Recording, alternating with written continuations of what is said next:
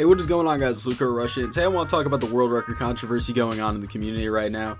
So if you don't know what's going on, basically a lot of the world record players are mad because YouTubers have been putting no revive world record in their title. They've been doing it for a couple of other different things, but specifically right now it's no revive. They're not putting world record attempt, they're not putting high round attempt, they're not putting top 10 attempt, they're just putting world record. So specifically, a lot of the world record players are mad that these guys are going for easy leaderboards, and then they think that they're good players, and then they can brag about it. That's what they've been saying, and then they're saying that, oh, you guys aren't respecting world records, all this other sorts of stuff. And then the YouTubers on the other side of things have been saying that, oh yeah, we're going for it because we think that this is actually fun, and this isn't a record that I have to sit down and play for a week for, or whatever, yada yada. So I want to talk about the whole thing that's going down, my opinions, whatever on it. Anyway, let's get right into it. Okay, so I want to start off with the world record players and where I stand with that, and I actually do empathize with them a lot in this situation because I know a couple of world record players, and as someone who spent a lot of time playing zombies, going after high rounds, going after first room world records, things like that, I've had a lot of top 10s I don't submit. I mostly just play for my own amusement. I try to see if I can do better than a bunch of my friends. But as someone who's kind of been on the inside-ish on that, I don't want to say I'm part of the world record community. I'm not saying that.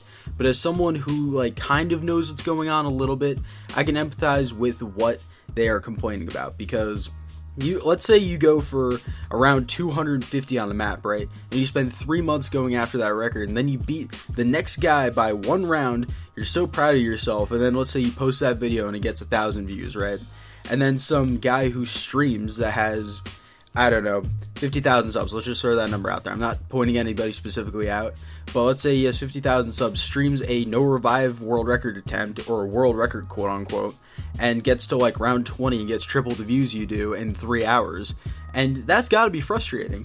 And I get it, it's not all about the views on YouTube for them. It's about the recognition and the fact that they did get this record. But it is frustrating to them, the fact that these guys are just jumping on, getting records that are really easy, and then, technically they're in the same sort of spot. And the casual audience doesn't know the difference between around 250 and then this guy who they fanboy over getting around 35 on town, no revive or some shit like that. Okay, I can talk about the situation for ages, but I'm going to keep it kind of short and sweet, and I want to talk about the YouTubers.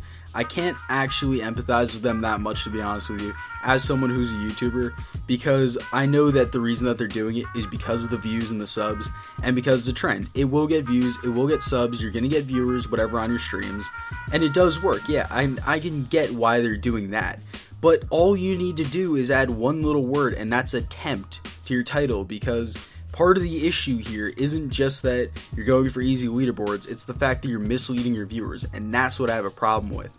When you say, no revive world record in your title, and then you're on round fucking 10, and the record's 65, that's blatantly misleading, and you know it is.